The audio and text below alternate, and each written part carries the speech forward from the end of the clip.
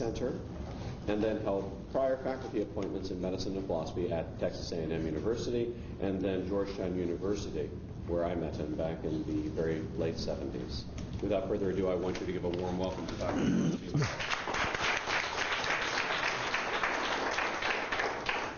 Good afternoon, everyone. As you can see, I'm from the city that's named for Big Drunk Sam Houston, who 175 years ago today was training the Texian Revolutionary Army, as they call themselves. The word Texan hadn't been invented yet. Just to the west of Houston and to the south of Houston in a town called Goliad, where there's a fortress called Presidio de la Bahia. General Cos, the brother-in-law of General Santana, and 700 Mexican soldiers were about to besiege the defenders of La Bahia in a battle that was fought 175 years ago on Friday, called the battle at Coleto Creek. The Texians lost that battle, as they had lost the battle at the Alamo, and they surrendered at discretion, which in 19th century military ethics meant you would be guaranteed safe passage to the sea on your promise, on your honor, to return to the United States and not come back to the then Texas state of Mexican state of Texas. It had, General Santana didn't recognize our Declaration of Independence for March 2nd. And then as they marched out of La Bahia, General Cos, under General Santa Anna's orders, tried to slaughter them all, but failed. Some escaped. And on April 21st, when the Mexican army was defeated in the Battle of San Jacinto, the battle cry was "Remember Goliad," not "Remember the Alamo," because at the Alamo they were offered quarter and refused it, so they knew they were all going to die, and nobody was particularly upset about that, believe it or not. So a little piece of Texas history, since David mentioned. Well, no, I mean, you remember, these people aren't dead. What did Faulkner say? The past isn't past, it's not even over yet, or something like that. So we live very much with our past.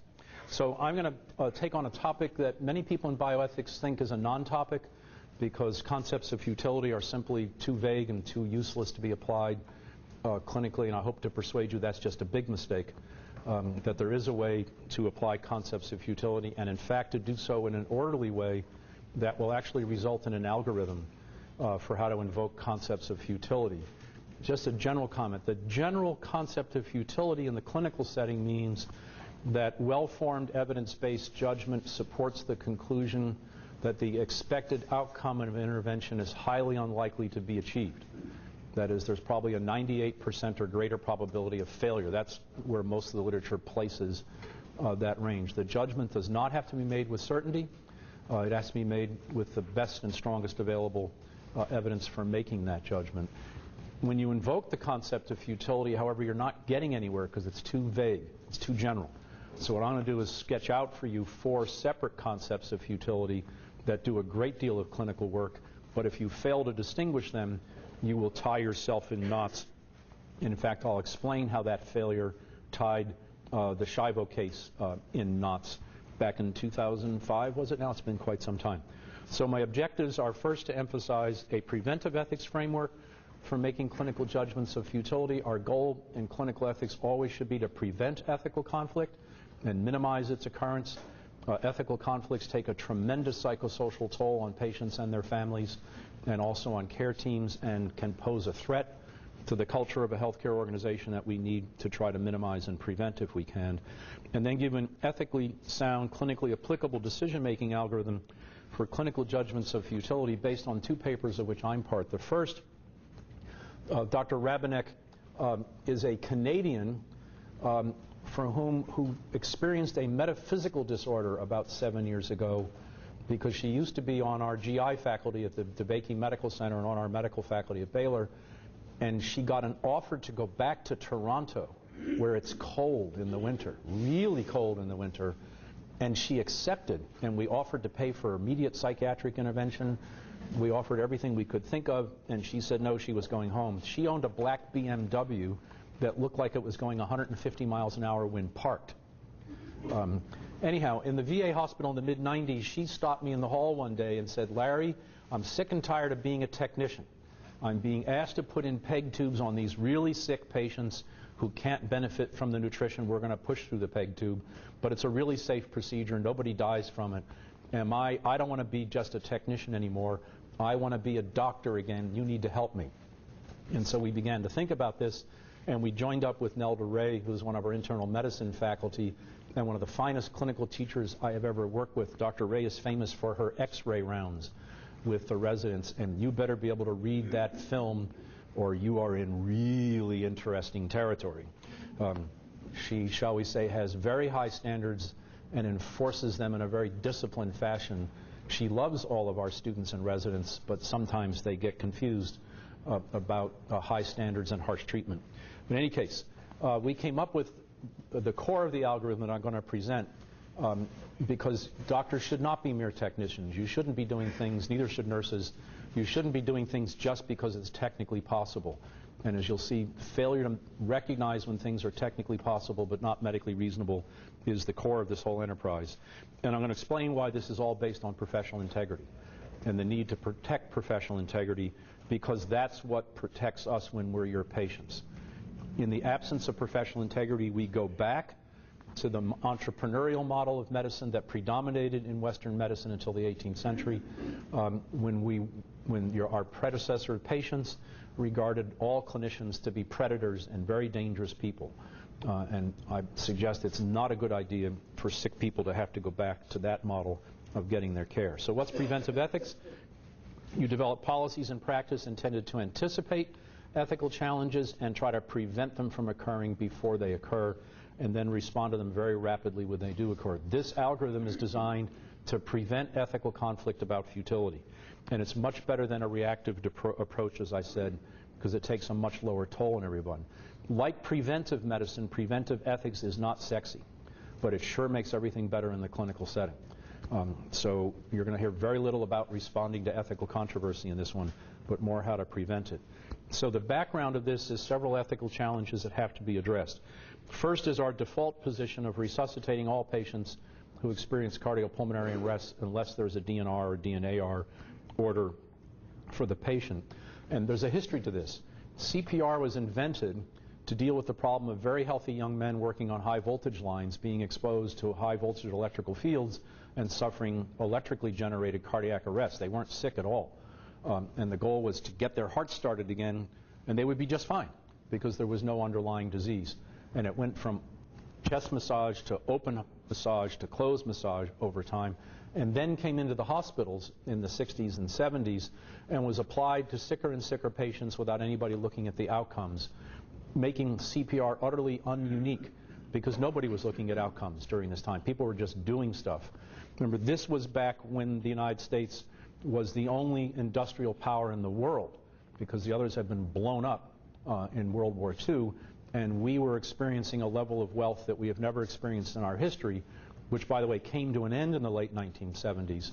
But we got, remember, Americans, if something in our country lasts for a week, we think it's a birthright. And if it lasts for 30 years, well, then God himself must have ordained it.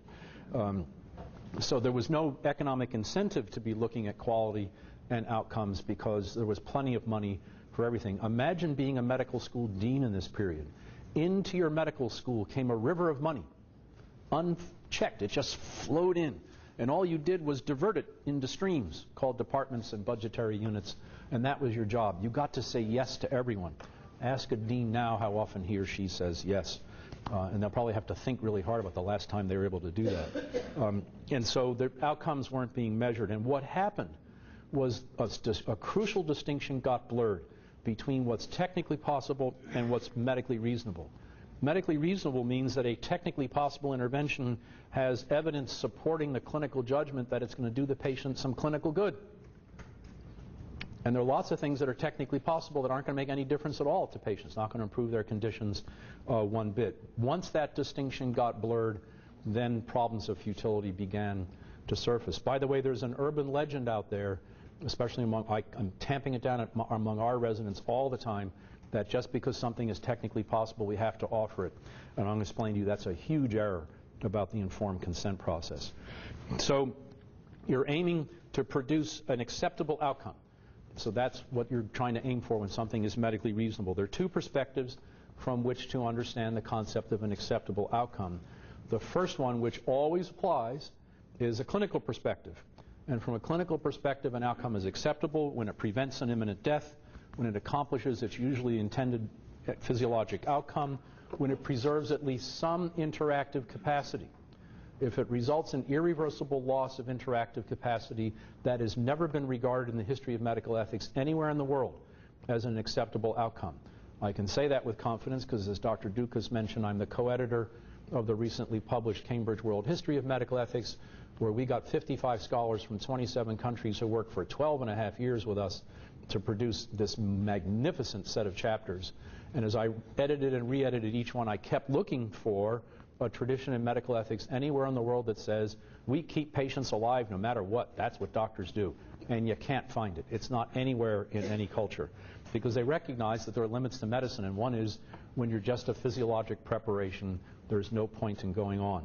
Finally, you prevent unnecessary pain, distress, and suffering, both disease-related and iatrogenic, and they become unnecessary when they're not required as the iatrogenic cost of trying to accomplish these other outcomes for a patient. So each year when I go for my annual wellness visit, my family doctor offers me, she says she needs to draw blood, and I say, Nellie, if you put a needle in me, I'm going to die 1,000 deaths. I want general anesthesia first.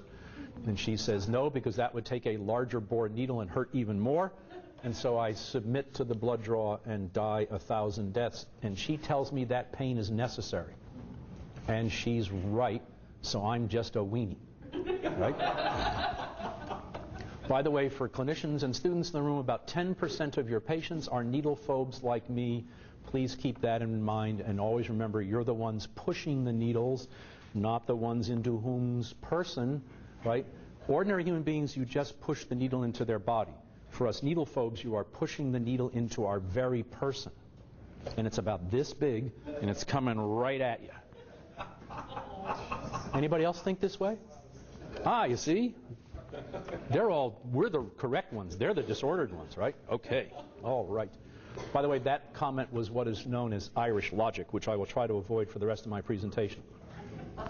Now, patients have their own perspective. If you get a clinically acceptable outcome, is it good enough for the patient? And this is called the appeal to quality of life, which is the most misunderstood and misused phrase in all of clinical ethics. It has a technical meaning from the social sciences, and it means the ability to engage in life tasks and get satisfaction from them.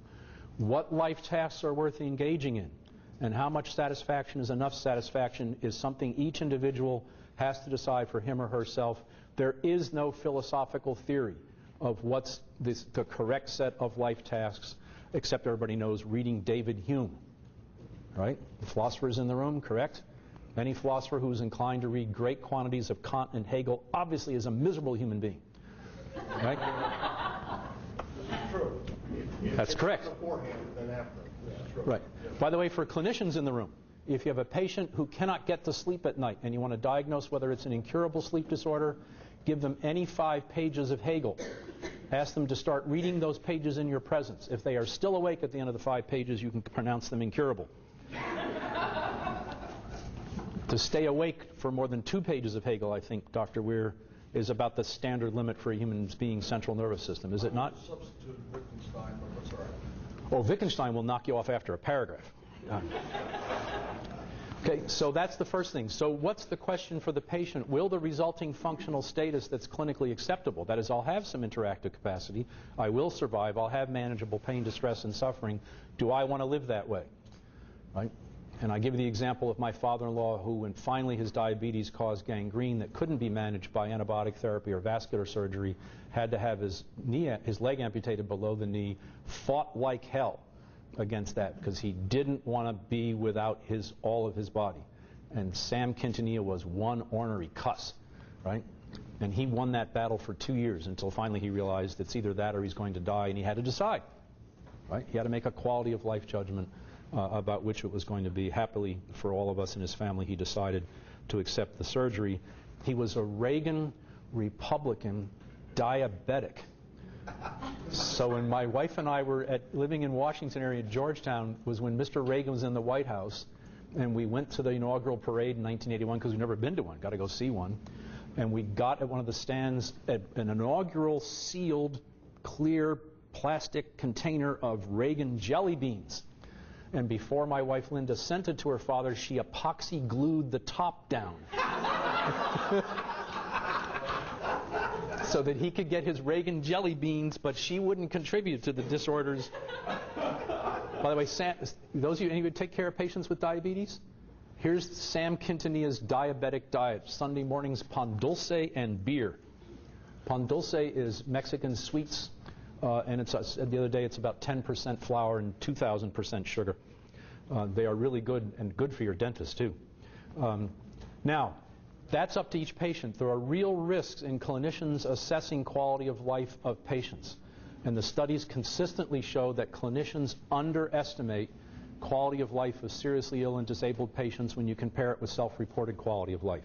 So you can't make these judgments, right? Quality of life judgments must be made by patients for themselves or surrogates who know the patient well enough to make that judgment for them. You can ask them, what did your husband or wife like to do before?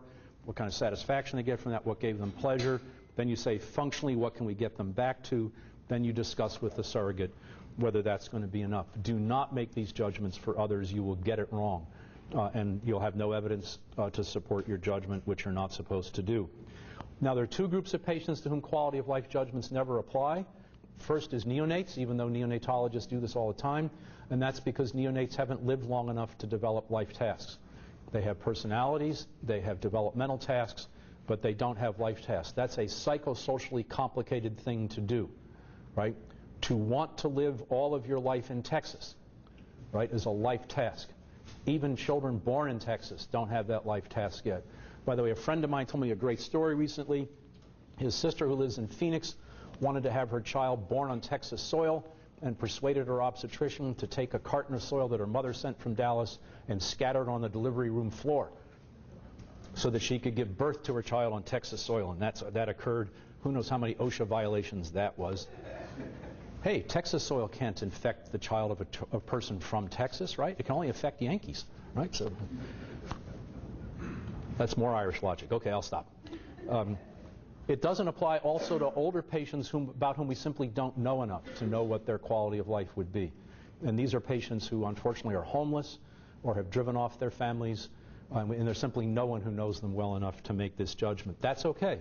We can use the clinical perspective and ask whether the outcome is acceptable. So that we can't make quality of life judgments for these two populations does not leave us helpless in the face of that limitation. Next, we have to recognize that resuscitation is often the initial step of critical care management of a seriously ill patient. Resuscitation rarely ends in a fully recovered patient. It usually ends in a patient being transferred to a critical care unit. And the next bullet is from a very nice chapter on high-risk surgery that's in a book I edited, Ethics of Surgical Practice, with one you did with Milk on high-risk surgery, where Dr. Weir introduced the idea that high-risk surgery is the first step in a chain of events that can result in critical care called the SICU. So high-risk surgery patients need to be understood as they're in a trial of intervention that's heading toward critical care management. And so critical care intervention is a trial of management. It is not an all-or-nothing enterprise, which it used to be.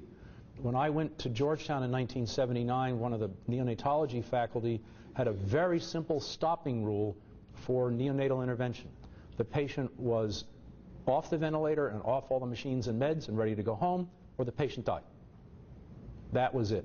And why was that? Because what were thought to be unchangeable boundaries of birth weight, of intraventricular hemorrhages, all sorts of things that were thought to mark disasters turned out not to. She was completely uncertain about what the limits were, so she pushed it to limits that were easy to define. You were either in the NICU then or you weren't, and you left in one of two conditions, alive or dead.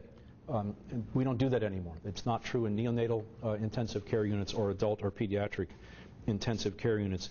And when a trial of intervention is no longer has any reasonable expectation of achieving the intervention's goals, then the duty to continue it has stopped.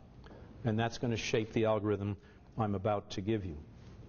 Finally, we need to remember that critical care has two goals, which we must keep distinguished. The short-term goal is preventing imminent death, at which critical care doctors and nurses are really, really good. It is very hard to die in a critical care unit in an American or hospital or any other place in the world with them. Then there's the long-term goal, survival with an acceptable outcome, either from a clinical perspective or from the patient's perspective. And so these distinctions will become absolutely crucial in the algorithm I'm going to give you. So the first question one asks in setting limits and thinking something is futile is, does the patient have a terminal or irreversible condition? I've included here the definitions from the Texas statute. You would simply look at the Kentucky definitions, or if you're in the VA, you would use the VA definitions and ask yourself, does the patient have a terminal or irreversible condition? If the patient does, then with full support of the law, the alternative of discontinuing life-sustaining treatment becomes medically reasonable and should be offered routinely. And as families come to grips with this repeatedly, gently, not nastily, not impolitely, not disrespectfully, but you don't just offer it once and then scutter away, you keep offering it. So that is now a legitimate alternative, and it should be presented as a medically reasonable alternative for patients. If there's serious issues of unmanageable pain, distress, or suffering, then that's going to turn into a recommendation, not an offering. So this, by the way, this doesn't happen as routinely as it should. And families only hear the alternative of going on, or they're asked even worse, what do you want us to do, with no judgment about what's medically reasonable, and everything gets set up for a big mess. By the way, that's a technical term in bioethics, and it means big mess. Right? Many of you, I'm sure, are familiar with these big messes. Okay, the next one invokes the concept of physiologic futility. That is, a reliable judgment supports the expectation that the normally intended physiologic outcome is highly likely not to occur. Now, you can't invoke this unless you're very clear about the outcome. And these are very well defined in the clinical setting. So the outcome of resuscitation is restoration of spontaneous circulation, which you may achieve on an intubated patient who's getting all kinds of medications to support heart function, for example, and may have to be put on dialysis, all sorts of other things. But the resuscitation worked. For mechanical ventilation is you're maintaining adequate levels of oxygenation in the body. And there are some patients for whom, despite maximum settings, they cannot any longer be sustained on a ventilator. It has become physiologically futile. There are other simpler examples that are used every day in medicine. You never treat a viral infection with antibiotics, no matter how much the patient insists or how much mother of a child, usually in pediatrics, insists. You just don't do it. When my residents tell me that they still see it happening, I have a metaphysical seizure, and this terrifies them. So they are motivated to make sure that never happens again. Especially for resuscitation, you've got to distinguish between transient physiologic effects, like an occasional string of heartbeats on the monitor. That's not success of resuscitation. And you've got to be very clear in your own minds and very clear with family. Do your hospitals permit families to observe resuscitations? Ours now all do, especially in pediatrics, where this is shown actually be very beneficial for parents, including of children who die, because they can see that really heroic measures were taken. So one must be rigorously clear about what that outcome is. If the answer is yes, that is, there's a reliable clinical judgment that there's no reasonable expectation of the outcome being achieved, then the obligation to provide the intervention has come to its end because of physiologic futility. That means that imminent death can't be prevented. So the short-term goal of critical care is no longer achievable in reasonable clinical judgment. Your duty to try to pursue that goal has ended, because ought implies can. You have no duty to attempt what you are not expected to be able to achieve in any reasonable clinical judgment. What follows in the consent process is you recommend that it be withheld if you haven't started it, or more frequently you recommend that the intervention now be discontinued.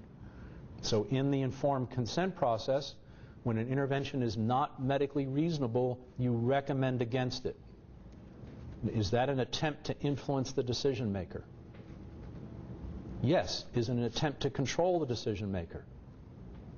No. Recommendations don't control. They very strongly influence. That's a perfectly appropriate exercise of professional authority, because you're not trying to control them. You're trying to get the decision maker, usually in these cases families, to recognize that you're at the limits. Now, if that doesn't work, you go to the next concept of futility, and this is called imminent demise futility. In the literature, this is where death is expected to occur on this admission, and the patient is not expected ever to recover any interactive capacity. So does the best available evidence support a reliable clinical judgment that intervention will be physiologically effective? Explain that to families. We can treat the infections, right? We can dialyze this patient. We can keep the blood clean. We can do all that physiologically.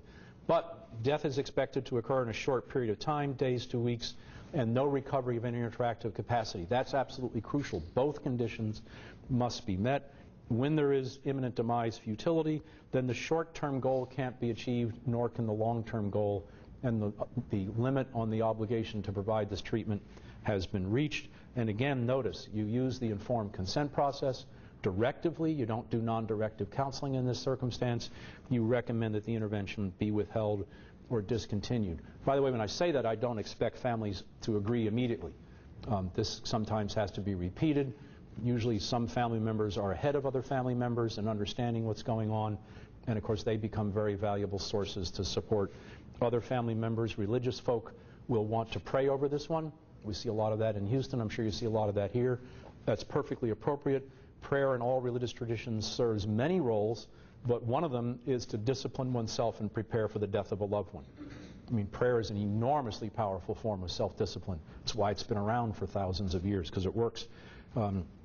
If the answer is no, that concept doesn't apply, then you go to the next one.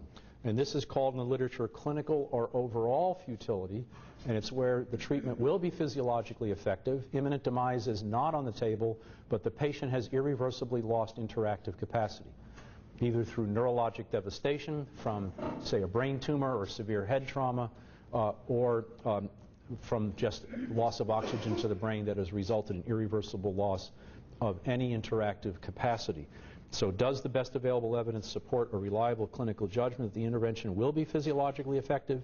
It will prevent imminent demise but result in irreversible loss of interactive capacity. Notice the short-term goal can be achieved, but the long-term goal is not acceptable from a clinical perspective. Notice you're not invoking quality of life. This is not a quality of life judgment.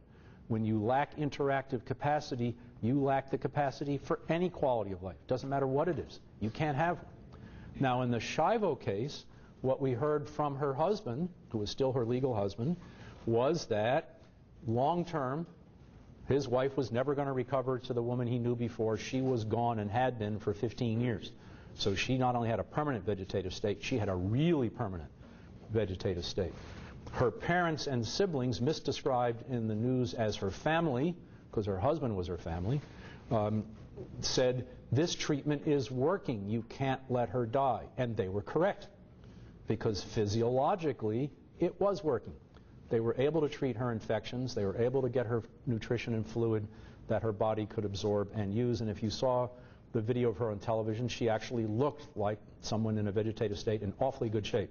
She was getting superb nursing care in the facility where she was resident. And so they just went right past each other, because the parents and siblings are saying not futile, and her husband saying futile, and nobody was thinking clearly. By the way, this is what happens when you yell at each other. A fine Irish tradition, right? Why have a rational discussion when you can yell at each other, right? And of course that short circuits thought. By the way, Judge Greer, the judge who heard this case in the original trial court in Florida, got this case exactly right. Florida's advanced directive has a section explicitly devoted to vegetative state. It clearly applied. He applied the law and wrote his orders accordingly. And it's a very good legal opinion, dry as toast, unbuttered toast and unhoneyed toast, just plain toast. But if you don't make this distinction when you're talking about patients who have irreversibly lost interactive capacity with families, they will get very confused, and the discussion will break down. Teams who don't get clear on which sense of futility you're invoking will break down into ethical conflicts. So keeping clear, so whenever you invoke futility, it's which of these three senses or this fourth sense. So the treatment is physiologically effective. It's going to prevent imminent demise. It's not going to result in loss of interactive capacity. There will be some there, but not enough for the patient. So this is the only patient-based concept of futility. The others are all clinically based. So here's the question you asked: does the best available evidence support a reliable clinical judgment? Notice, not certain. The test is not certainty. To use my favorite example from my hero John Gregory, 18th century doctor, when he asked in his ethics lectures, if you need a certain criterion for when a patient has died, it's putrefaction. Right? which, by the way, we had to actually invoke in a case at Texas Children's Hospital about 10 years ago with a recalcitrant family. When the body began to smell, the family got it that the patient was not alive. That was a complicated story. And the other favorite example I have is the resuscitation guidelines that state that the attempt to resuscitate a fully decapitated human being will result in physiologic failure. Right? No doubt. Okay. Right? No doubt. Right? If the ethics professor can figure it out, it's not clinically complicated, and I can figure it out. Right? So otherwise, no test of certainty. When families say, do you know? And the answer is, we don't have to. The evidence supports our clinical judgment. Let me explain to you why that's the case. Because families will sometimes erect that barrier of certainty, and you've got to gently and respectfully take it on. So will it be physiologically effective? Will it prevent imminent demise? Will it not result in irreversible loss of interactive capacity, but result in a functional status not compatible with an acceptable quality of life from the patient's perspective? Now, the first rule you learn in PowerPoint presentations is don't read your slides. But these questions are formulated very carefully. So you don't want to paraphrase them. Ask it exactly this way among the team. If the answer is yes, the obligation to continue ends, because quality of life, or qualitative futility it's called. Why? The short-term goal can be achieved. The long-term goal is acceptable from a clinical perspective, but it's not acceptable from the patient's perspective. And so for that reason, the duty has come to an end. Now those, as far as I can see in my work, are the four clinically clear and distinguishable concepts of futility that we can use. I think it's a very rare patient who's not going to fall among those. If it doesn't, then what you do is, the answer is no, is you prospectively manage your uncertainty about prognosis and watch for trends toward one or more of these concepts of futility in the future of the patient. Because that's usually the case. If the patient doesn't fit, it's usually because the patient is trending toward fitting one of these. And then the trial of intervention should proceed with great caution and not any kind of enthusiasm, and families have to be prepared for bad news and very hard decisions. Next, we need to apply preventive ethics. Some of these patients will survive to discharge, and so discharge planning or transfer planning, if they're going to be going to a long-term acute care facility, then the discussion has to be had with the surrogate. Usually these patients are too sick, about the prognosis of physiologic, imminent demise, clinical or qualitative futility in the future, and discussions about what that's going to mean for readmission and for discharge. So document and write a thorough readmission note. And with electronic medical records, we've now got portability of this to the next team, which is really crucial. Offer the execution of advanced directives, or at least if the patient's able to, making a clear decision and effectively communicating it to loved ones and getting that documented. And then there should be a strong recommendation for out-of-hospital do not resuscitate orders for these patients, so they are not subjected to resuscitation that may be physiologically effective. And so they arrive at the emergency room door with spontaneous circulation, but intubated. And then that all has to be undone in the emergency department, which gets our emergency medicine colleagues very nervous. They don't think that's the place to be doing end-of-life care, and they're right. So the patient goes upstairs to the critical care unit, then it has to be undone there. Out-of-hospital DNR orders can prevent that. They accomplish a very important psychosocial goal for many families, and because I've heard this at our VA, they'll just tell you they can't live in the house if the patient dies there. That's just how death is for them. And so the patient has to die somewhere else, and hospitals, that's a fine place to die. It's not going to cause any great problems or difficulties. Okay, this is all based on the appeal to professional integrity in these cases. That's the undergirding ethical concept that drives this entire algorithm. So what is integrity? It means you practice medicine, conduct research, and teach to standards of intellectual and moral excellence. Not intellectual and moral good enough, but excellence. That should drive the whole enterprise. What is intellectual excellence? Is the commitment to the discipline of evidence-based reasoning about expected clinical benefit of all treatments and clinical judgment, decision-making, and behavior, and when you communicate with patients or their surrogates. Now, I emphasize the phrase evidence-based reasoning. Many people want to caricature evidence-based medicine by saying, well, there isn't a controlled clinical trial for everything. That's true. It's also irrelevant.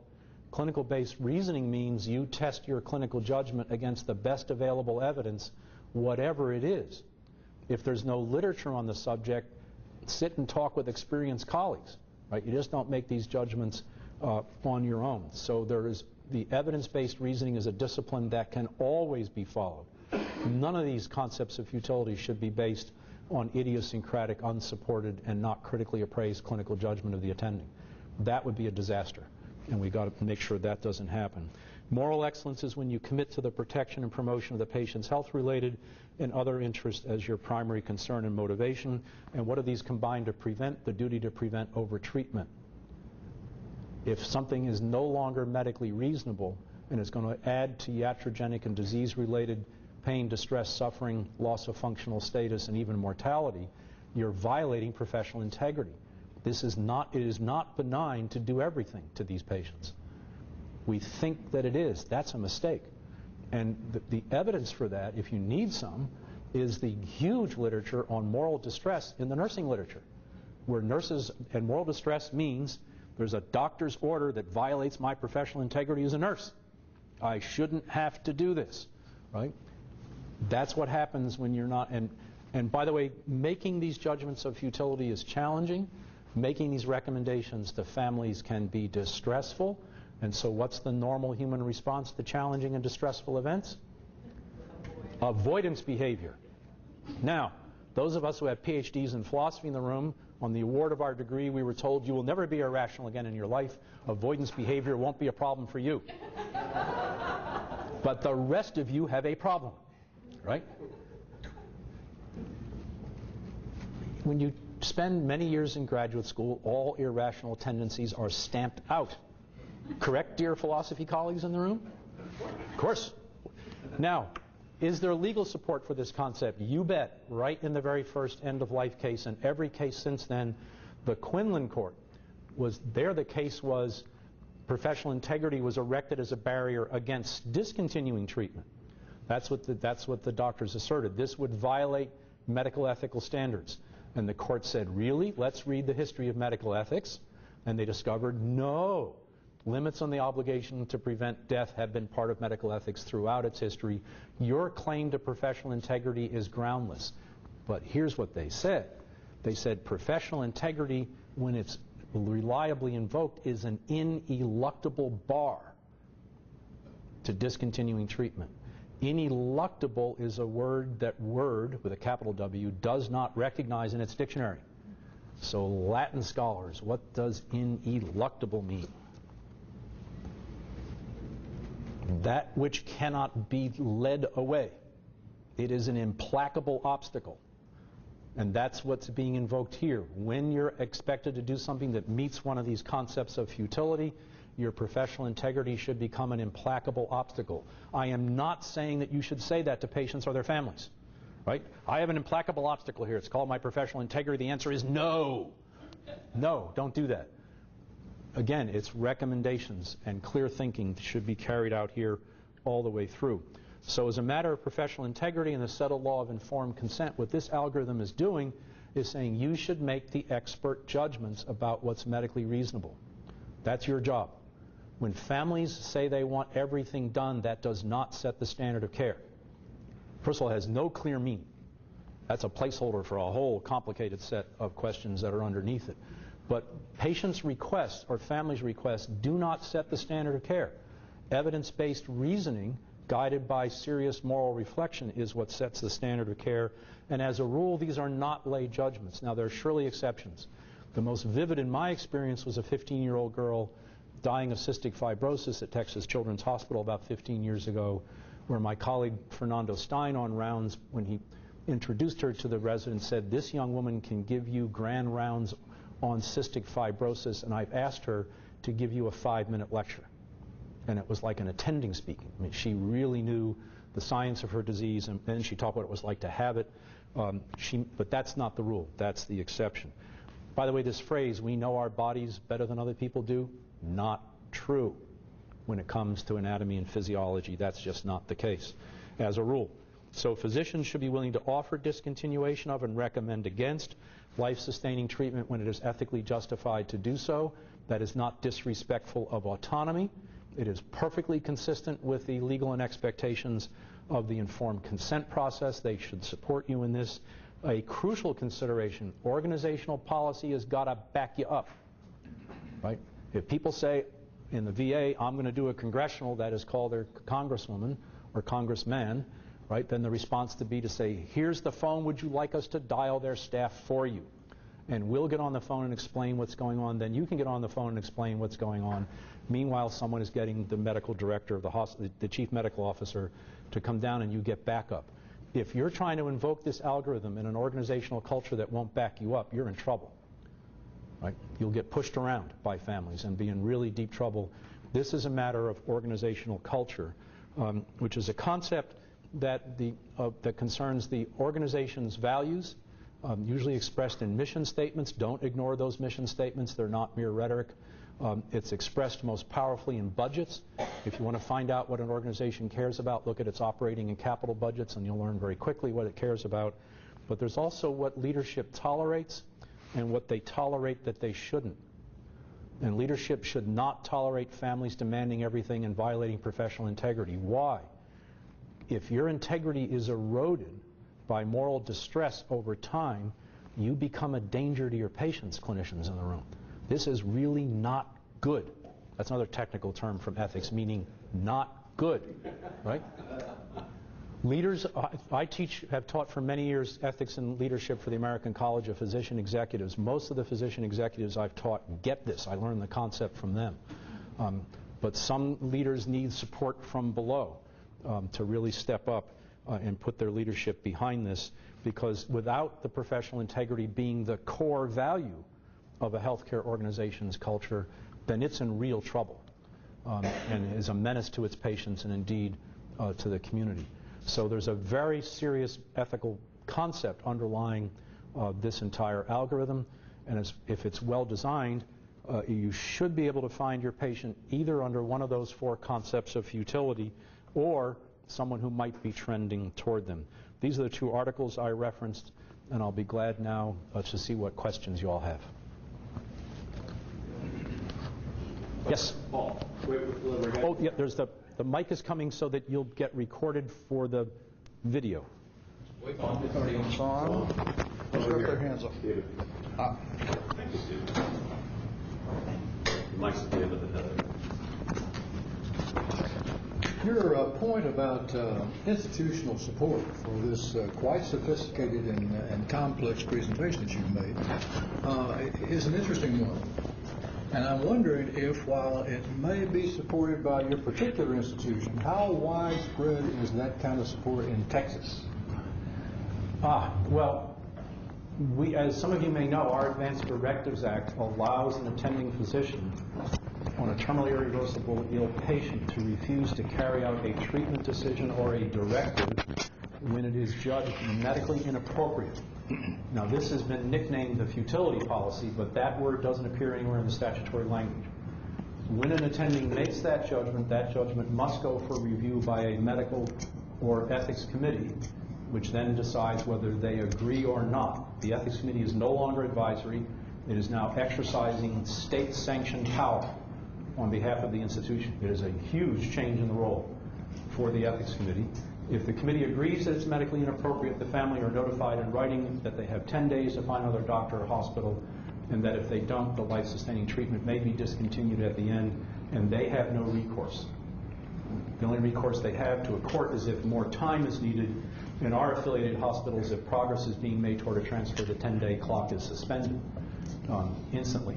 Usually, however, transfer has been, attempts have been made to transfer already and turned down, because as soon as you describe these patients to another hospital, they'll say, what is it that you can't do that you think we can do? And a rehab hospital will say there are no goals of rehabilitation. They won't take them. Sometimes LTACs will take them, but then they come back if they don't die there. And LTACs don't like people to die there, so they come back. In our medical center, I can speak for our medical center and some of the others I know around the state, there is support for this at the highest levels. 2 cases have been litigated out of Baylor-affiliated hospitals in 2005, one called Nicoluzos, where Mrs. Nicoluzos argued to the court that a nursing home in San Antonio was willing to take her ventilator-dependent, horribly dying husband. I think I can say that without violating any HIPAA violations. There are some patients that it hurts your eyes to look at. He was one of them. Happily, only a few in my life of clinical work that I've seen that. And the judge said, give me evidence that the transfer is imminent, and she produced an affidavit saying she spoke to the nursing home, and the judge said, not good enough. According to statute, you've got to give me evidence. And then that was litigated up, and the appellate court refused to hear the substantive challenge to the statute, sent it back down and told the judge, you've only got one question, does she have evidence of a willingness to accept the transfer, which by then she got. And at St. Luke's, we stopped the clock anyhow while this was all going on. But the hospital paid for the cost of that litigation, and I checked with my lawyer friends in Houston. State appellate court litigators in Houston charged $750 an hour 5 years ago. And it would be many hundreds of hours to get ready to litigate that case and then take it to the court. At the same time, the case of Son Hudson was going through the courts from Texas Children's Hospital. Son, S-U-N Hudson, was the son of a woman with fulminant delusional state who thought that his father was the sun god, the star around which we orbit, and had cured him, but he had to stay on the ventilator and in the ICU, and he was born with thanatophoric dysplasia type 1, which is a uniformly lethal form of dwarfism. But she had no prenatal care, so it wasn't picked up prenatally. That's a condition when it's diagnosed prenatally. Then early induction of labor with no rescue is the standard of care. And so she refused to let him come off the ventilator. She was not capable of making that decision competently. Turns out our statute gave the hospital no standing to challenge her competence. It's not in the statute. We couldn't do it. That went up for litigation again by the same lawyer representing her that represented Mrs. Nicolouzos. The court again rebuffed the substantive challenge, sent it back for a procedural problem, which was resolved. The judge issued his order, and Mr. Hudson was allowed to die. I emphasize that in Texas we elect our judges, since we are under no illusion that judges are free of political influence. I've actually come to like that a great deal. And all 6 of those appellate court judges were conservative, very conservative Republicans. But in their conservative nature, they said the legislature has spoken to this. The clear intent of the statute is to keep the courts out. There's only one condition we can come in, and sent it back to the trial court for that one condition. Is there progress in arranging for a transfer? So our hospitals have really supported this. I know at the VA hospital there's strong support for this, for appropriate discussions. The VA has a similar policy. We've not had to implement it at our VA because we're able to sit with these families and persuade them finally to see reason. Our goal now at St. Luke's, where I run the ethics service, is to prevent those committee meetings and spend a great deal of time utilizing ethics, social work, chaplaincy, psychiatry, everybody we need to try to support families as they work their way through these processes. Because bringing a family into a large room full of strangers, even though they're all professionals, it's just, we think, psychosocially very intimidating and stressful, and we try to find a way to work it out. And we have not had a case go to that process for 5 years now, although we have had a number of futility cases that fit these criteria. I'd like to follow that with another case. It occurs to me that death is the friendly collaborator of this approach. You can declare futile care if the patient will die. But there are some troublesome cases in which the patient is not dying. One in which the patient has shown very clearly that she wants to die. She had a history of attempted suicides. She finally succeeded. She blew off a major portion of her head. But the emergency room did its magic, and she was restored to the vital signs. Mm-hmm. And now she is not dying, but she is locked in. And is there a morality of mercy that moves away from simply standing aside and letting death take place, as in this model? Or is there a point at which, once we've admitted to futile care, we've intervened not for the good outcome of the patient? Is there some obligation to go back to the original position, namely she was dead before she was resuscitated? She couldn't have been resuscitated if she was dead, because death is irreversible. That's just, that, I mean, that's, clinicians talk that way. It's a very Well, that's a catch-22. undisciplined. She was clearly dying. Now, That's a catch-22. did she meet this criteria? Did she meet this criterion? Had she irreversibly lost interactive capacity because of her self-inflicted Interactive brain injury? capacity, yes. Then she fits this concept of futility. You could recommend the treatment be stopped. Yes, I agree. But now we've got a new problem.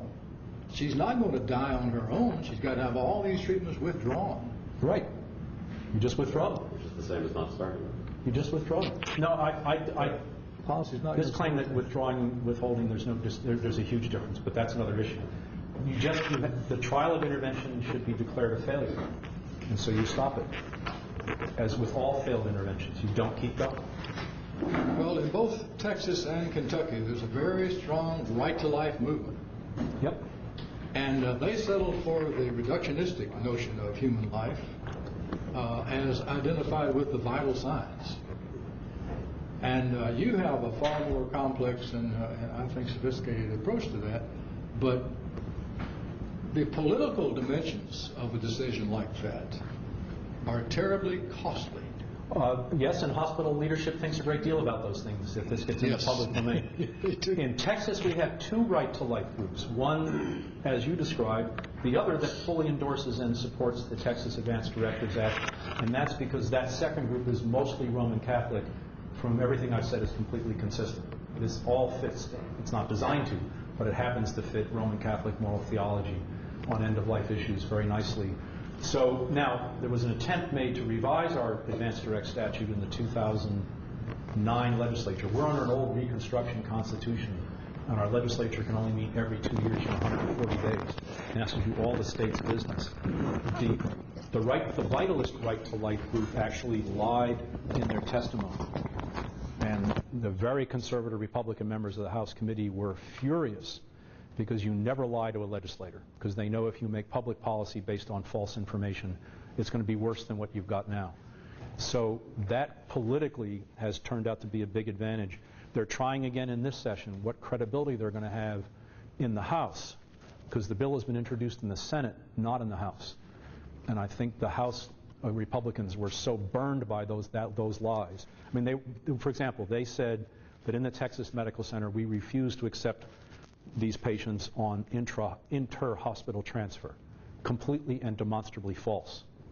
And they knew it. They just lied. You just don't do that when you're giving testimony to a legislative body or any lawmaking body of any kind.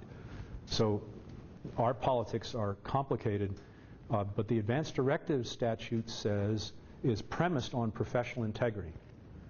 That clause is in there because if you're going to allow people to request that everything be done, you've got to allow healthcare professionals and organizations to say that it violates our professional integrity. And that's the implicit background of our statute. And it's a philosophically sound ethical framework. I'd like to offer a little, shall we say, cautionary remark for Dr. McCullough's reaction and for what it's worth. I'm from Buffalo. I consult on cases at everything from tertiary level children's hospital, general hospitals, county hospitals, and VA. I'll simply share that when I get a consult, and the way it's phrased is, we have a family that's insisting on futile care, the first thing I think about is something else. And this is just from my experience and what I say. What I think about is, okay, it may very well be another one of those cases where staff was not up front.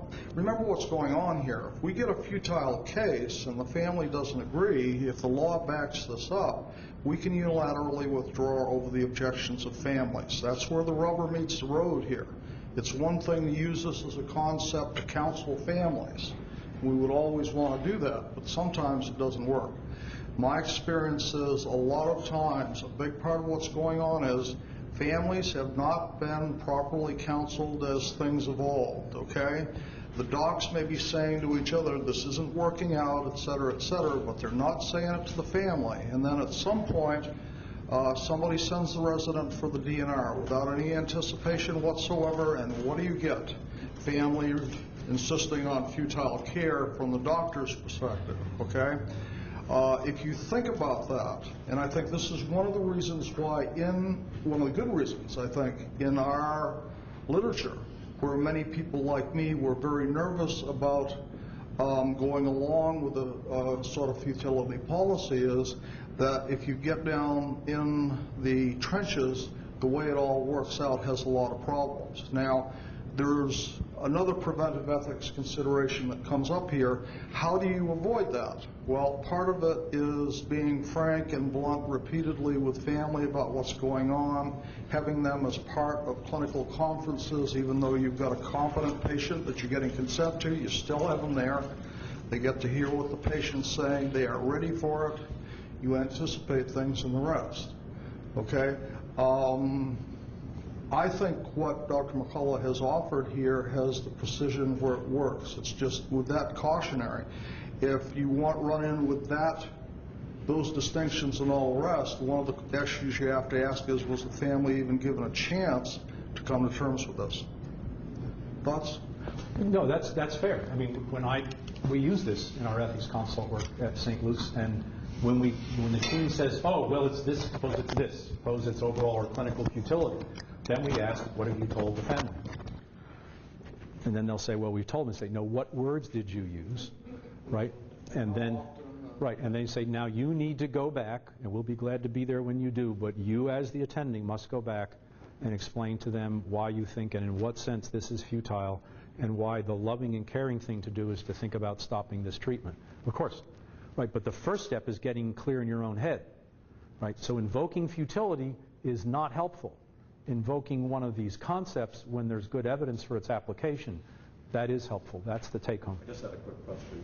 You had mentioned quickly about the differences between not starting and stopping. I raised that because back in the very old days, as you recall, if you had not started something and the patient died, that was seen as grossly different than if you had started it and then someone said, I now wish to stop it. So if there is I'd like just your perspectives on a questionably effective treatment in which there's a question about starting a trial of intervention and a person says, no, I don't wish to entertain that, versus that trial of intervention being then entertained, put into effect, and then the family member says, no, I wish to stop it. The moral differences in terms of those two actions. In the old days, before the concept of a trial of intervention got invented, and intervention was yes or no, you were telling a clinician that if you start something and later stop it is the same as never starting it, their answer would be no, because imminent death will occur. The short-term goal will not be achieved. I'm duty-bound to prevent that. That's not ethically permissible. There was an ethical difference, a big one. And now with trials of intervention, that difference goes away. Thank you. That's what I was getting at. That difference goes away. So we are saying the same thing. Right. So that's why I was confused, because I thought you were saying that. Okay, then there's James Rachel's famous article where he says there's no difference between killing and letting die. And the example he uses, you're walking with your best enemy at night, and up ahead is a cliff that your best enemy doesn't know about. You stop just short of it and let the dummy go over the cliff, and he falls to his death. And Rachel says, surely we would all agree you had killed him. To which my response is, only if you were philosophically lazy. The precise analysis is you had a duty to warn because you could do so at no cost to yourself. Right. And you failed to do so. The result was a preventable death. That's an egregious failure of the duty to warn, but it's not a killing. It's a really bad thing.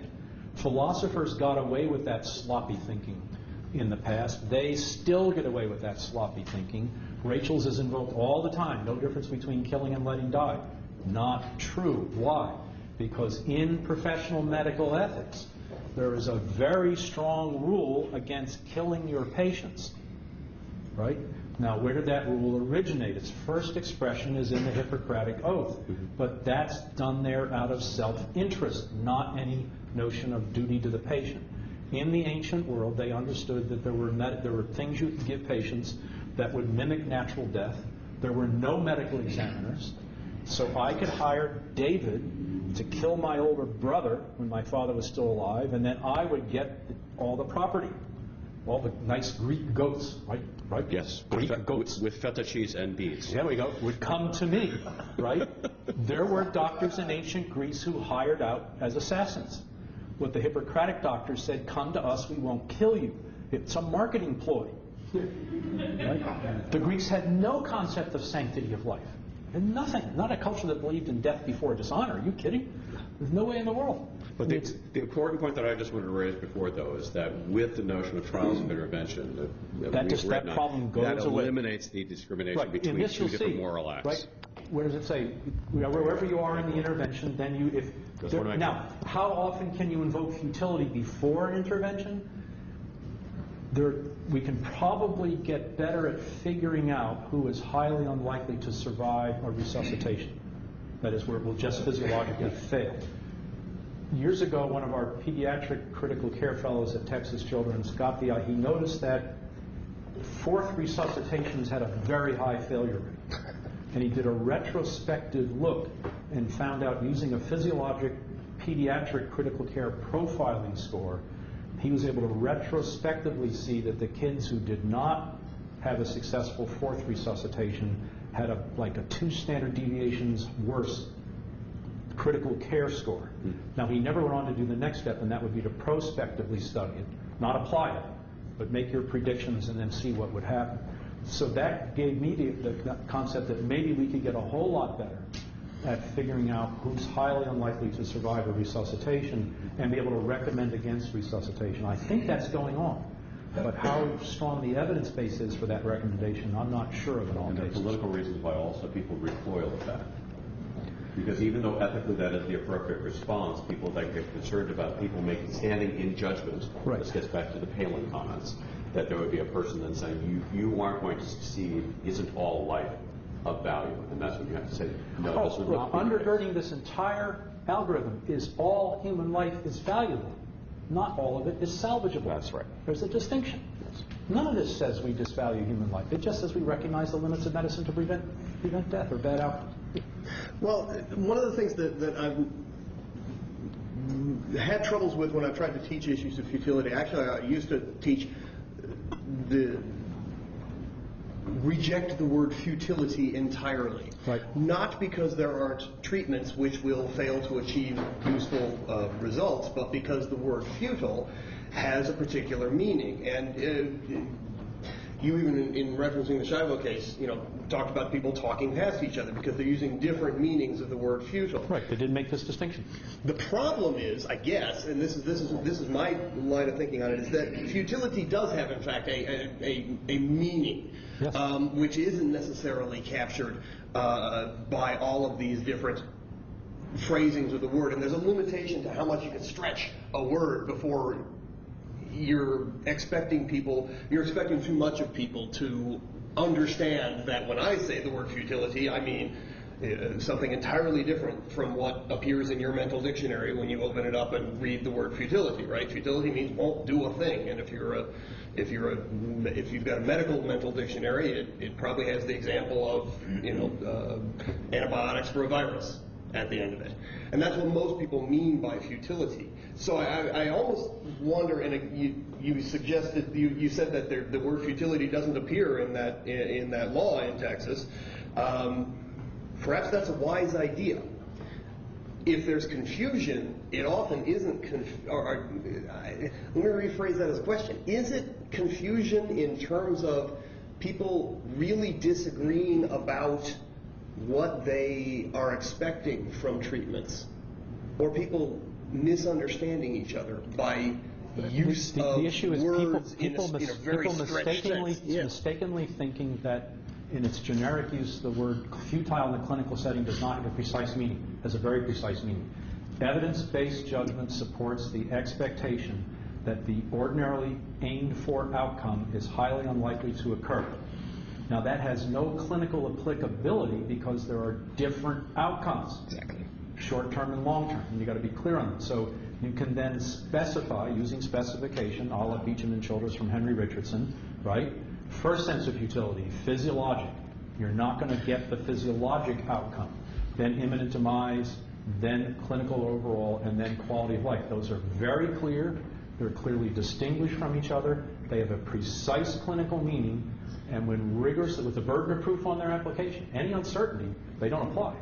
Right? So the claim that futility is somehow an opaque concept that can't be used precisely, I think it's just a mistake. It can be used quite precisely, right? I mean, you've given multiple ways to define it in very precise and even evidence-based fashions here. The problem is that's not what the general public understands futility to mean. And at some point, when you're talking to a family, you can say, well, here's what I mean when I say futile, but that's still not what the word means in their ears when they hear it. Then you teach them. There's a limit to how much that can be done, I guess, is my worry. You just sit and do it. I mean, I've been in family conferences and ethics that take 4 hours, but you do it. I can sit, let's play Humpty Dumpty for a second here. I can sit and teach you for a long time that when I say the word belt, what I really mean is the word tie. The fact of the matter is, when you say the word belt, it still means belt, right? No, so my worry is that the actual term futility is interfering with communication. No, it's not. Futility, first of all, ordinary language is utterly opaque, uncontrolled variation, right? Marshall McLuhan nailed it. Any word of English once spoken is correct, right? So when former failed Governor Palin used the word refudiate recently, that entered the English language. And we all know exactly what it means. It's a wonderful neologism, right? The opacity and instability of ordinary language is not the touchstone for precise languages. I'm not talking about logical, artificial, perfect languages, which is a false dichotomy that got Wittgenstein all tied in knots, right? But precise languages. In the clinical setting, imprecision is the enemy of good clinical judgment, and that imperils patients. We cannot tolerate imprecision when precision is possible. This algorithm is designed to produce precision of thought and speech by clinicians. They then must undertake the education of the decision maker. But this goes on all the time, right? I mean, I live in a state, I'm sure yours is the same, where the teaching of biology in our high schools is horrible, right? So you simply have to teach basic human biology, basic concepts. You're patient with people. They get it. Unless there's some kind of thought disorder, or they're just not willing to participate in rational discourse. Let me add on something real quick. There's the classic Osler quote that it is the obligation of the physician to educate the masses and to not push pills and plasters. And I guess I'm going to go ahead and challenge what is the responsibility of a scholar in bioethics.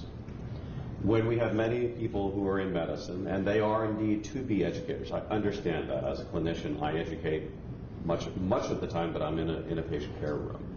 But also, looking more expansively in terms of what you and I do as scholars, and Stephen do as scholars, what is our responsibility to broaden the minds of the public, to educate them about some of the subtleties of the uses of the English language regarding the word futility, so that they can better understand and appreciate the implications of their medical decisions in their own and in their loved ones' futures?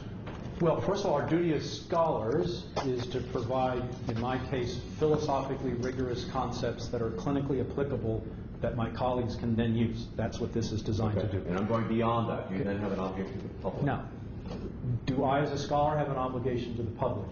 No. Do I have an interest in educating the public? Yes. Traditionally, scholars don't have that duty. When you are writing for a medical audience, now, in our world, the article that I did in Lancet and the article I did with my colleague Jim Jones in the British Journal of Surgery, people can get this stuff online. Now, a week and a half ago, I spoke to the Harris County Parkinson's Association. These are people with Parkinson's and their families, right?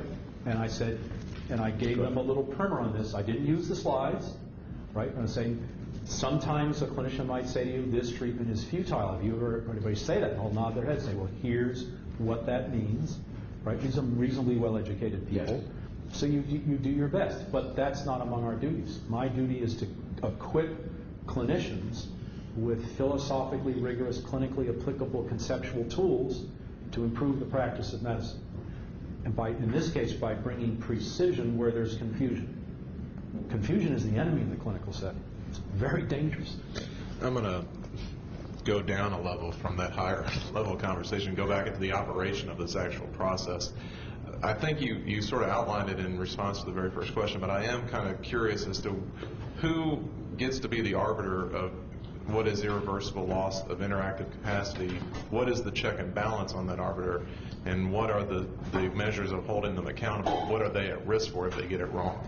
Excellent. Okay, the arbiters are clinicians submitting to the discipline of evidence-based and ethically informed clinical judgment and reasoning. Right? So 1, you don't do this alone. 2, you don't do it without accountability. You talk to colleagues, right? Which all conscientious clinicians do. If ethics gets involved, the first thing we do is sit with the team and go through. I take people. This algorithm is in the toolkit of the ethics consultants at St. Luke's in Houston. We go through this with the team. We say, as soon as we hear that word futile, we say stop. We take out the algorithm. Say which sense or senses plural of futility are you all invoking? Right? And we get very clear on that.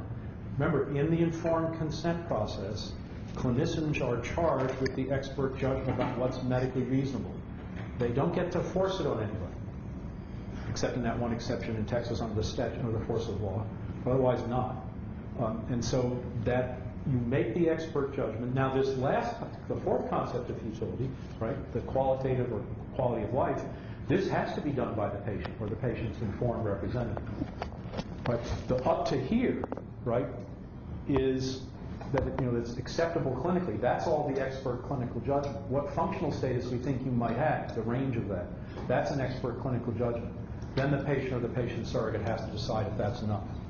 So this is a patient-centered judgment and a patient-driven judgment. And is that what's required, like in that example of where the family wanted to persist, but the judgment was that this is futile, we're not going to do it, you have 10 days to find a hospital that will treat? It sounds as though that eliminates, or that trumps the patients or the patient surrogates. In the cases, we've never had a case that invoked anything other than physiological or minimized futility, because the attendings haven't brought us any other cases. Okay.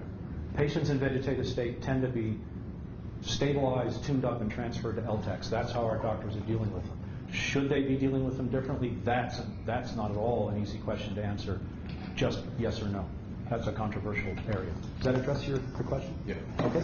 I have 2 points. One of them, I applaud your recognition that the court got it right in Quinlan. The court got it right in Cruzan. The court got it right in Scheibel. All of the courts got it right in Scheibel. Yes. Trial courts and appellate courts. What got it wrong was the executive and the legislature, and that's the political, and I think that's what Paul was getting at. It is... And that cost the Republican Party the 2006 election. It's one of the factors by which they lost the Congress. And it got them the last election. By calling them death squads, by raising what Steve said, the popular fear about futility, politicians win. The basic question I wanted to ask was, Monday you said neonatal intensive care units are the cash cow of the hospital. My son is a neonatologist. He and his colleagues are frustrated. But the hospitals want the neonatal, the kids are in the hallways. They're overcrowded because the taxpayers of the United States and the taxpayers of Ohio keep signing the checks. As long as you've got the patients, we'll keep paying for it. No matter how futile the care, no matter what. That's because this is a great country. What kind of American are you? No, I mean, remember. That's the institutional part. How do you get the institution to ever say, how do you ever get a hospital to say, we don't want money? Okay, you don't. If somebody's paying. You don't. I mean, there was an article in the New York Times, I think just in the last week, about a group of neonatologists who's developed an evidence-based protocol for who should be in the unit, for what, and for how long. They implemented it, their admissions plummeted, and revenue went down about 50%. But what they got were healthier patients. So there's absolutely no objection from anyone who is committed to professional integrity as a core organizational value. If they object, that's prima facie evidence that they are now morally corrupt people. And you've got a big problem on your hands. The leadership of the hospital has lost its ethical moorings and has to be re-anchored. By whom? The rank and file healthcare professionals. Right? They have to call the leadership to account and say, that's wrong. Now, who should do the calling to account? An academic medical center, that's what tenure's for. Right? Junior faculty need not apply. Senior faculty step up and lead this. The more senior you are, the more you participate in the private practice plan. But then you have to remember, the only people we can count on to preserve professional integrity are the members of those professions. There is no social mechanism to do it for them. If they lose their integrity, and we know what happens because we've got historical examples, right? The German Reichsministry of Health in the 1930s promulgated research rules that said that the consent of the subject is an absolute requirement for human subjects research. Then came the Nazi medical war crimes by the greatest scientific doctors. Actually, they weren't, they're schlocks in the world, right? But that's what they were revered as. That was a systematic failure of professional integrity. How did it happen? Right? Scholars like Ulf Schmidt are now helping us understand how that happened. And one hypothesis is these were rotten people who became doctors. It's not that they were corrupted later. They came in corrupt. And that's why they became Nazis and murderers. Right? Now the question is, surely someone in their medical training noticed this. You can't hide your fundamental character. It's just going to show through sooner or later. How did they get through medical school? There's a deep, deep, hard question, right? Who's getting through our medical schools? I remember when I was at Georgetown, the associate dean used to say to me the week before graduation, you know, Larry, there's some of our students I think I should strangle just before we hand them their diploma. And I would always say, Bill, why are they getting a diploma? Right? He said, because if we try to stop them, we'll be sued. I said, that's why God made lawyers. Right? Uphold your standards and let the lawyers take care of it. Right? So this whole thing rests on professional integrity. That in the political realm remembers, I think I said this on Monday too, when our Constitution was finished in 1787 and sent out to the states for ratification, one of the framers said we have designed a government that can be safely run by devils. Now, the people I vote for are fine, upstanding public servants. And the people that Stephen votes for are fine, upstanding public servants. Right. If we lived in the same state, our votes would offset each other. Right? But they don't. My vote gets offset by millions of people who think the way Steve does and outnumber me rather considerably. So what? That's how it works. I don't expect angels in government. I expect integrity in our healthcare professions and healthcare organizations. That's an expectation that I'm entitled to as a patient, and that as a professor I'm supposed to help. I give the tools, right, to help maintain that. So this is all about professional integrity. That has to be very carefully exercised because it's a form of professional power to assert it. And you're going to be, even without a futility policy like ours in Texas, when you say to a family that I don't think we should do that, I recommend you do this, you're trying to influence them. That's an exercise of power. Right? Just as attorneys advise their clients, if you do that, that's illegal. I can't help you do that. Right? That's for the canons of law. You're exercising power in counseling a client. So this, if the integrity must guide the whole enterprise. By the way, that idea doesn't originate with me. It originates with Gregory and Percival in the 18th century.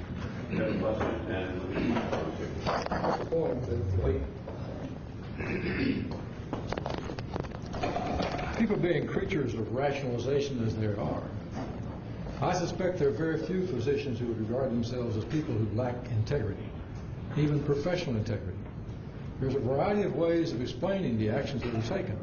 And it seems to me that to say that there's only one way of understanding professional integrity denies the complexity of choices made in the clinical context. You're right. I mean, notice the formulation I gave it. Right? Intellectual and moral excellence. Those are non-specific, and they are allowed to admit justified variation. It's at the edges. The egregious failures are easy to understand.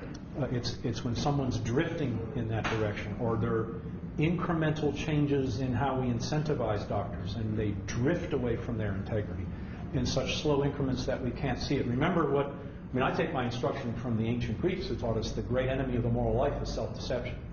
Right? I'm just fine. If I'm being subject to organizational culture changes that are incrementally moving me away from philosophical integrity, I might not see it until I'm way past the red lines. Right. That's what leadership is for. Leadership has to constantly ask, are we tolerating things in our culture we should not be tolerating? It's the hardest question to ask because you might be the person who's the source of it. And who wants to admit that? That's very painful. But if you set up a leadership culture where people are asking that question together, conscientiously, in a blame-free environment, with the goal of making a stronger organizational culture, I think you can make this happen. I mean, I participate in hospitals with very strong professional organizational cultures. It's not there by accident. People built them. Pardon me? It's good to have hope. We labor on.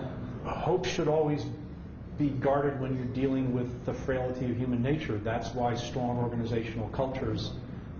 Steve and I were talking, about how professional is our military, right? If they're not strong professional cultures in our military, then we may have, as we're talking about, political generals giving testimony to Congress and misrepresenting what's actually happening in the war in Afghanistan.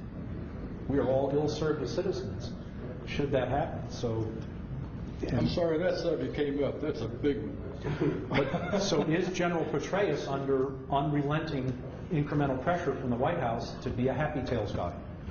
Who knows? I hope not. We know what happens on our history when presidents do that. Really bad stuff. Right? It doesn't matter whether they're Democrats or Republicans. It comes out badly. So this is designed to create a discourse of precise concepts that protect professional integrity using the mechanism of recommendation, a justified form of power in the consent process when these precise concepts apply. If there's any uncertainty that they apply, they don't. The burden of proof is on the user. You just can't say, I think this is futile. When I run into that, I say, that has no authority. Which sense of futility? What's your evidence? Right? You say, well, I think it's physiologic. What's your evidence? Well, I think so. Sorry, you can't invoke the concept. Just won't do. Does that address your concern? I hope so. It does, and I agree with you. From inside the professions, medical ethics, medicine, what have you, all of that's perfectly reasonable. But I do not find the world a reasonable place, nor people that I talk to rational. And they're subjected to so many pressures, and their interests and loyalties get all confused with patient interests and loyalties and what have you. So I just think it's an extremely complex issue, and even if we find your very nice paradigm here, that'll work a few times. No, this works. This actually works because people settle down, they focus on the patient, which is what they should focus on. But you have a legislature behind it. Yes, we do, although the futility clause is an historical accident. When the advanced directives laws were being rewritten under Governor Bush's administration in 1997, the process started. Just before that, the Houston Coalition of Ethics Committees published the Houston Policy on Futility. And Right to Life, the lying Right to Life group, that's what they are. They're a bunch of liars. This is public record. I'm not making this up. They thought that the policy was actually being implemented, and it hadn't yet been implemented. So they insisted that it get put in the law to rein in the Texas Medical Center, to get them under control. So it's in the law by accident, which never happens in the legislature in Kentucky, I am sure. Or misadventure. How do you get I'm seeing a tremendous difference. How do we get integrity? I mean, there are certain people who you get it from your parents, your grandparents, or something. You got to have honesty. You have to have. Medicine doesn't work without integrity. I think what you all are doing is to help. And how much of this is required of the medical students to take these courses? We are getting. I'm chairing with the PRC committee, and we've got doctors, and I've had 2 phone calls this week, that the doctors aren't telling the truth. A cardiovascular surgeon that didn't know he had to dictate his charts. And he's 50, he's been on focus review, and he doesn't know it. We send certified letters that say you no longer can practice, and the office doesn't even pass it along, or if they get it, they deny they ever cut it. But Dr. Kuntz made a point. We're getting people into medical school who aren't interested in taking care of patients. The money has corrupted medicine just like it's in this country. Okay, we got to be careful. Money hasn't corrupted medicine. How doctors respond to incentives have corrupted medicine. Right. Medicine can only self-corrupt. It can't be corrupted by any external force. You see this in the physician charter, for example, that's been adopted all over the world. It starts off by all these horrible forces that are forcing medicine to change. No. Doctors are in charge of how they respond to those forces. Now, powerful incentives, they're not easy to stand up to. So what's the contribution of ethics to integrity? My students don't know the concept, most of them. Explicitly, they don't know it. So the first thing you do in ethics is you give people very precise, clear concepts. This is what it is. right? Which is a big help. Now you have a discourse. So when you invoke integrity, now you know what you're invoking. What does it take to become this kind of person? Well, first, this means you've got to be able to think like a scientist, right? You can't be a doctor or a nurse or a pharmacist unless you can think like a scientist, form hypotheses, test them, be willing to change your mind when the evidence requires you to do it, and to do so without hesitation or pique or sense of personal failure, right? When the evidence requires a change, you change. This has to do with the formation that we received growing up, right? So we can what scientific preparation are our students bringing to medical school? I'm not so sure. They have a lot of scientific information, how good they are as scientists, and then this moral formation. Then one final thing, the medical faculty have to realize we then complete this formation. And if we think someone is failing in this formation, we ought to identify them, remediate, I'm not sure how many times, and if it doesn't work, they're out. And be prepared to deal with the lawsuits. Because if the medical schools and residencies are not protecting the profession, the profession's self-regulatory capacities are, David Rothman got this right in his paper in Professionalism, 8-9 years ago in the New England Journal, self-regulation has been a failure. So the academic institutions play now a crucial role in this whole process. And I think our medical boards have got to start taking licenses away more frequently than they do. When someone is an egregious failure in this, after good faith efforts to remediate, we should just not fine them, but take their licenses. Well, I'm glad you're hearing that, because I'm seeing people that there was a sense of the doctors, they didn't police each other, but there was a sense of being a physician was an entrusted kind of feeling. Doctors don't want to sit up with a diabetic all night. After a certain number of hours, they can go home, supposedly. You get some ideas, and I had a lot of different backgrounds in science, but it's just sitting with the patient and watching him and observing him and listening to him is where your information comes, and how you can make a decision. I think that's true, although you don't want to sit up with the patient so long you become sleep deprived and your observational powers start to get distorted because your brain's malfunctioning. But you don't have to go, say, and watch the hand transplant when you can sit up with a diabetic and learn how to keep the patient alive. Right. I agree with that, but and David's signaling that we're out of time, so maybe with that final comment we'll bring it to a close. Well, I'm glad you're policing that.